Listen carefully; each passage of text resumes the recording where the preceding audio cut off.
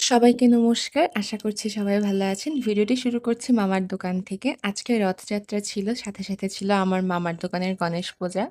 তো ওখানে যেতেই দিদা, দাদু, বড় মামুনি, মেসো, মামি সবার সাথেই দেখা হয়ে গেল। আর মেসো বলল স্বদেশী বাজার জগন্নাথ মন্দিরটায় যেতে। সেখানে আমি, দিদা আর আমার মা গিয়েছিলাম। ওখানে যেয়ে অবাক হয়ে গিয়েছি কারণ মন্দিরটায় আগে যাওয়া হয়নি। বাহির থেকেই প্রণাম করে চলে যেতাম। বাট আজকে ভেতরে যাওয়াতে অনেক বেশি অবাক হয়েছিলাম। এত সুন্দর একটা মন্দির ময়মনসিংহে আছে। শহরের ভেতরে এটা আমি জানতাম না। তো ওখানে যেতেই আমাদের বলল যে, "মাতাজি আপনারা কি প্রসাদ পেয়েছেন?"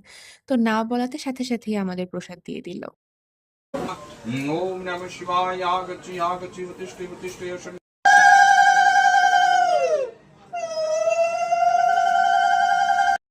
তো আমার প্রাইভেট থাকায় পূজার অঞ্জলি দিয়ে আমি বাসায় চলে আসি। মারা ছিল সেখানে পূজা শেষ করে প্রসাদ বিতরণ করে পরে এসেছে।